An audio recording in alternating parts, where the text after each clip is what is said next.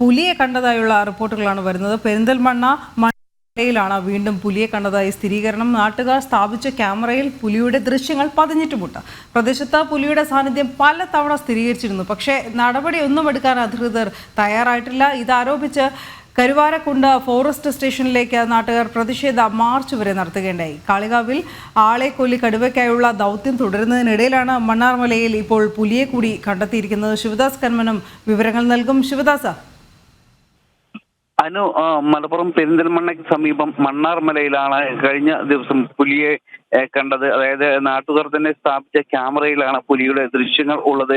മാസങ്ങൾക്ക് മുൻപും ഇത്തരത്തിൽ ഇവിടെ പുലിയെ കണ്ടതായി നാട്ടുകാർ തന്നെ പറഞ്ഞിരുന്നു. ഇത് അനുസരിച്ച് വനംവകുപ്പിനെ ഇക്കാര്യങ്ങളെല്ലാം തന്നെ അറിയിച്ചിരുന്നു. എന്നാൽ വനംവകുപ്പിന്റെ ഭാഗത്തു നിന്നും കൃത്യമായൊരു ഇടപെടലോ മറ്റ് നടപടികളോ ഒന്നും ഉണ്ടായിരുന്നില്ല. അതിനെ തുടർന്നാണ് നാട്ടുകാർ തന്നെ നേതൃത്വം നൽകി ഇവിടെ ക്യാമറകൾ സ്ഥാപിച്ചത്. ഈ ക്യാമറയിലാണ് ഇന്നലെ പുലിയുടെ ദൃശ്യങ്ങൾ കണ്ടത്. അതിനുശേഷം നാട്ടുകാർ ഈ സംഭവത്തിൽ നടപടി എടുക്കണം എന്നാവശ്യപ്പെട്ട് കരുവാരക്കുണ്ട് ഫോറസ്റ്റ് ഓഫീസിലേക്ക് ഇന്നലെ രാത്രിയോടെ പ്രതിഷേധ മാർച്ചെല്ലാം നടത്തിയിരുന്നു.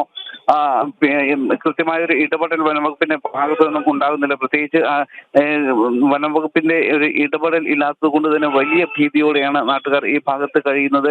നമുക്കറിയാം, കാളിക്കാവ് മേഖലയിൽ കഴിഞ്ഞ ദിവസം ഒരാഴ്ച മുൻപ് ഒരു ഗഫൂർ എന്ന ടാപ്പിംഗ് തൊഴിലാളിയെ കടുവ കടിച്ചു കൊന്നിരുന്നു.